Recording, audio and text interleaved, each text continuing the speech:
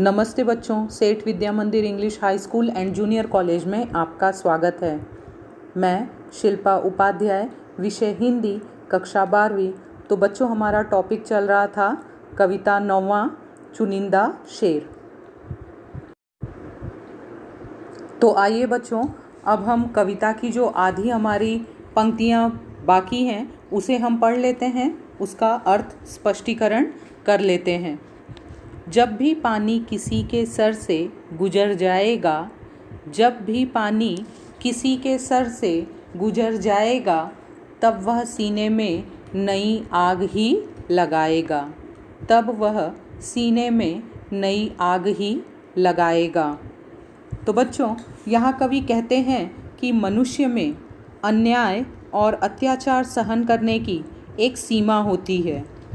जब अत्याचार सहते सहते सहन शक्ति समाप्त हो जाती है, तब विरोध या विद्रोह की ज्वाला उसमें धधक उठती है और क्रांति का जन्म होता है।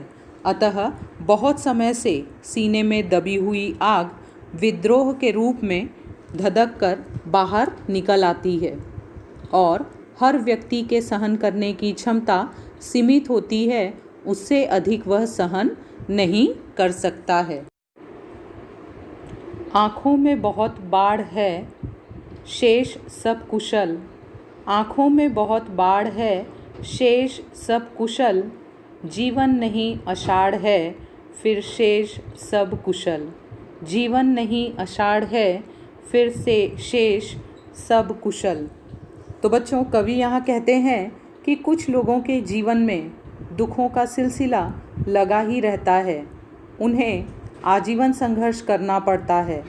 संघर्षरत जीवन होने के कारण वे दुखी रहते हैं और आँखों में आंसू भरे रहते हैं। ऐसा लगता है जैसे आषाढ़ का महीना हो और बादल लगातार बरस रहे हों। उसी तरह जब मनुष्य को लगातार निराशा और असफलता ही हाथ लगती है, तो वह टूट सा जाता है और उसकी आँखों में बाढ़ सी आ जाती है। सड़क ने जब मेरे पैरों की उंगलियां देखी, सड़क ने जब मेरे पैरों की उंगलियां देखी, कड़कती धूप में सीने पे बिजलियां देखी, कड़कती धूप में सीने पे बिजलियां देखी। तो बच्चों, कवि कहते हैं कि उनके संघर्ष की व्यथा को, दुख को सड़क ही समझ पाई है। इस कड़ी धूप में जब मेरे पैरों की उंगलियां देखी तो वे ऐसी लगी जैसे भरी धूप में किसी के सीने पर बिजली गिर गई हो। अर्थात जो व्यक्ति संघर्ष करने वाले होते हैं, मुसीबतों में भी घबराते नहीं हैं, राहें भी उन्हें देखकर आश्चर्यचकित रह जाती हैं। यहाँ कवि ने एक श्रमिक, कठोर परिश्रम करने वाले मजदूर की वास्तविक स्थिति को प्रस्तुत किया है कि वह कठिनाइयों को सहते हुए जीवन के सभी संघर्षों का सामना करने के लिए तैयार रहता है। सांस हमारी हमें पराये धन सी लगती हैं, सांस हमारी हमें पराये धन सी लगती हैं, साहूकार के घर गिरवी कंगन सी लगती हैं, साहूकार के घर गिरवी कंगन सी लगती हैं। कवि कहते हैं कि हमारी सांसें पराये धन अर्थात दूसरे के धन के समान है, जिस पर हमारा नियंत्रण नहीं है, हमारा अधिकार नहीं है। सांसें हमारी हैं पर नियंत्रण ईश्वर करता है। कवि को ये सांसें साहूकार के पास गिरवी रखे गए कंगन के समान लगती हैं। जब तक कंगन गिरवी के रूप में साहूकार के पास होता है तो उस पर हमारा अधिकार नहीं होता। अतः हमारा जीवन अनिश्चित, क्षणिक व नश्वर है। इसे हमें सत्कर्मों में लिप्त करना चाहिए। किसी का सर खुला है तो किसी के पाँव बाहर हैं, किसी का सर खुला है तो किसी के पाँव बाहर हैं, जरा ढंग से तू अपनी चादरों को बुन मेरे मालिक। जरा ढंग से तू अपनी चादरों को बुन मेरे मालिक। कवि कहते हैं कि इस संसार में सभी अभावग्रस्त जीवन जी रहे हैं, यानी कमी से भरे हुए जीवन को जी रहे हैं। जैसे किसी का सिर खुला है तो किसी का पैर खुला है, अर्थात लोगों की आवश्यकताएं पूरी नहीं हो रही हैं। कहने का मतलब उनकी ज़रूरत भरी चीज़ें भी जो हैं वो भी पूरी नहीं हो रही हैं। किसी न किसी तरह कमी हर किसी के जीवन में है। कवि कहते हैं कि ईश्वर कुछ ऐसी कृपा दृष्टि करिए, अपनी व्यवस्था में सुधार करिए, जिससे कि लोगों की मूलभूत आवश्यकताओं की पूर्ति हो सके। दूसरी तरफ मनुष्य को भी परिस्थितियों के अनुसार सामंजस्य या समझौता करना चाहिए। कहने का तात्पर्य यह है कि जितनी लंबी चादर हो उतना ही पैर पसारना चाहिए।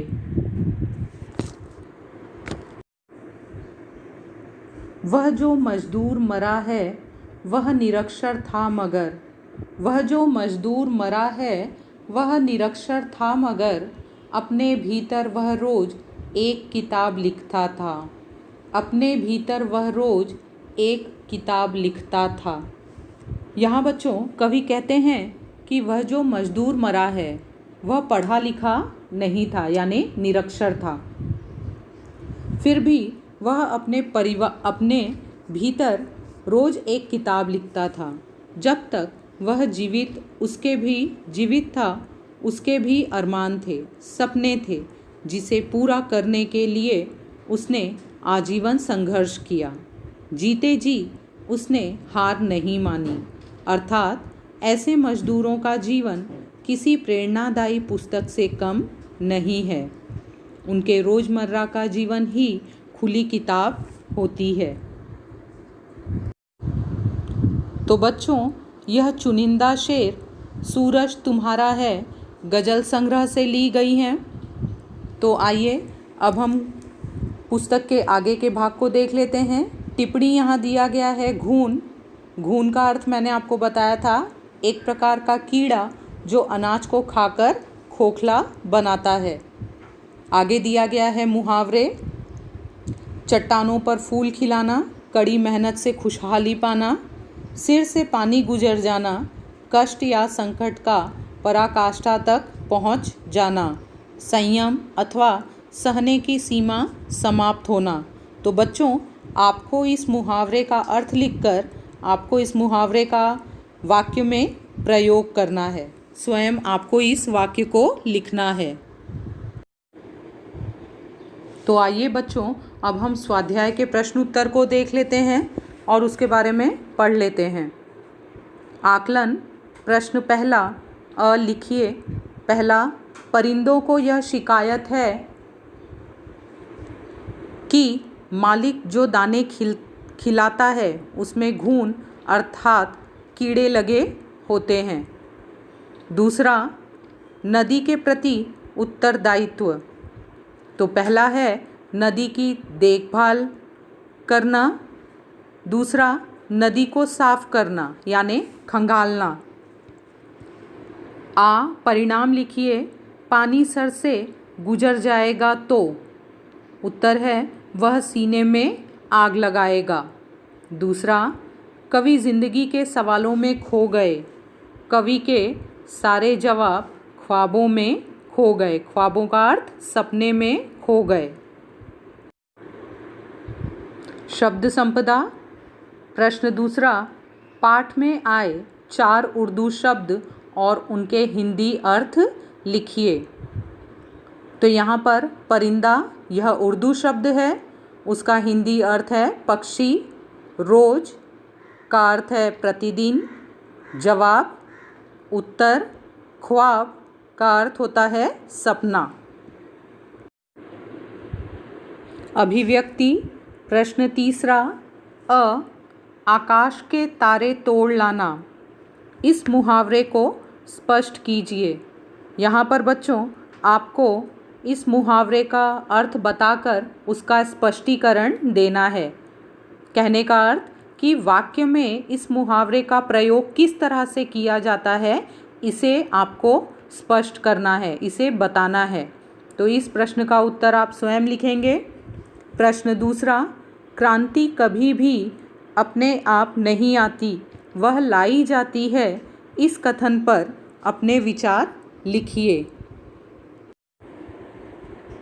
इसका उत्तर है बच्चों, क्रांति का अर्थ होता है बदलाव। अक्सर जो चीज़ या फिर जो व्यवस्था में हमें ठीक नहीं लगती, उसमें हम बदलाव की बातें करते हैं।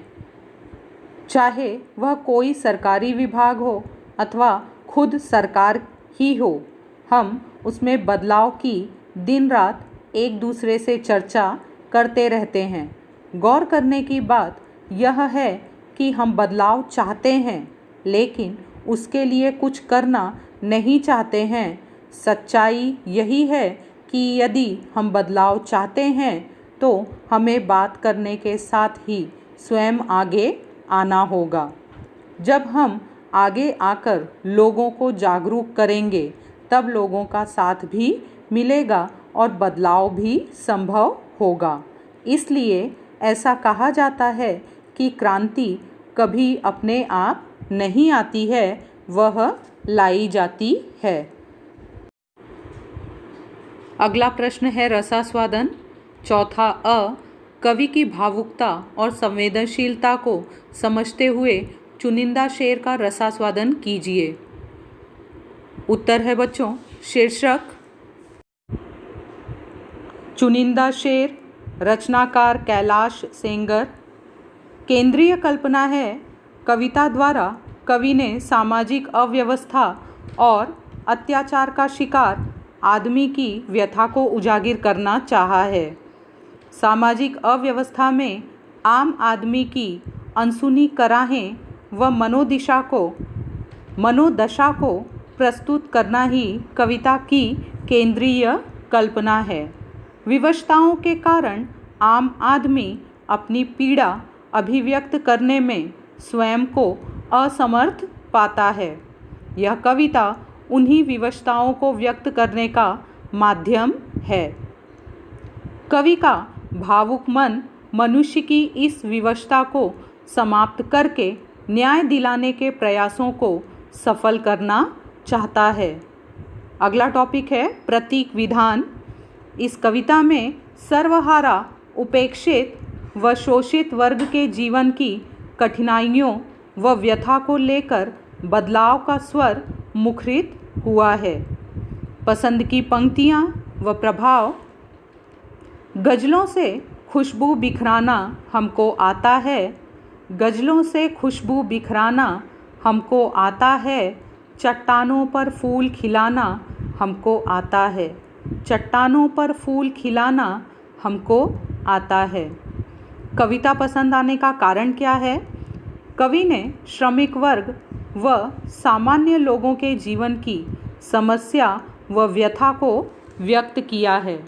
वह समाज के प्रति सचेत हैं। अगला प्रश्न, साहित्य संबंधी सामान्य ज्ञान। पहला, कैलाश सेंगर जी की प्रसिद्ध रचनाओं के नाम। तो उत्तर है सूरज तुम्हारा है, गज़ल संग्रह, यहाँ आदमी नहीं जूते भी चलते हैं, सुबह होने का इंतज़ार, कहानी संग्रह, अभी रात बाकी है, अनुदित साहित्य आदि। दूसरा, गज़ल इस भाषा का लोकप्रिय काव्य प्रकार है। तो कौन सा है? उर्दू। अगला प्रश्न है बच्चों व्याकरण से संबंधित। कोष्ठक में दी गई सूचना के अनुसार काल परिवर्तन करके वाक्य फिर से लिखिए। जैसा कि बच्चों हम लोगों ने 11वीं कक्षा में काल परिवर्तन के बारे में पढ़ा था, तो यहाँ आपको कुछ वाक्य दिए गए हैं और जिस प्रकार के काल परिवर्तन करने के लिए कहा गया है उसमें आपको उस वाक्य को बदलना है। तो पहला दिया गया है, एक एक क्षण आपको भेंट कर देता हूँ। यह वाक्य सामान्य भविष्यकाल में बदलना है, तो उत्तर होगा एक एक क्षण आपको भेंट करूँगा। दूसरा, बैजू का लहू सूख गया है। यह वाक्य सामान्य भूतकाल में बदलना है। उत्तर होगा बैजू का लहू सूख गया। तीसरा, मन बहुत दुखी हुआ था। अपूर्ण भूतकाल में इसे बदलना है, मन। उत्तर होगा मन बहुत दुखी हो रहा था। चौथा, पढ़ लिख कर नौकरी करने लगा। पूर्ण भूतकाल में बदलना है। उत्तर है पढ़ लिख कर नौकरी कर चुका था। पांचवा, यात्रा की तिथि भी आ गई। सामान्य वर्तमान काल। उत्तर होगा यात्रा की तिथि भी आ जाती है।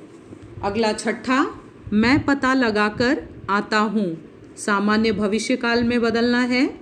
उत्तर होगा मैं पता लगाकर आऊँगा। सातवां, गर्ग साहब ने अपने वचन का पालन किया। बदलना है सामान्य भविष्यकाल में। उत्तर होगा गर्ग साहब अपने वचन का पालन करेंगे। आठवां, मौसी कुछ नहीं बोल रही थी। अपूर्ण वर्तमान काल में बदलना है। उत्तर होगा मौसी कुछ नहीं बोल रही है। नौवां, सुधारक आते हैं। पूर्ण भूतकाल में बदलना है। उत्तर सुधारक आ चुके हैं। 10वां, प्रकाश उसमें समा जाता है। सामान्य भूतकाल में बदलना है, तो उत्तर होगा प्रकाश उसमें समा गया। तो बच्चों, मुझे विश्वास है कि चुनिंदा शेर गज़ल आपको समझ में आ गया होगा और इसके अध्ययन के साथ हमने अर्थ स्पष्टीकरण तथा स्वाध्याय के प्रश्नोत्तर को भी जाना। तो बच्चों, आपको इस गज़ल का यानी इस कविता का अध्ययन करना है, इसे पढ़ना है और स्वाध्याय के प्रश्नोत्तर को नोटबुक में लिखना है। धन्यवाद।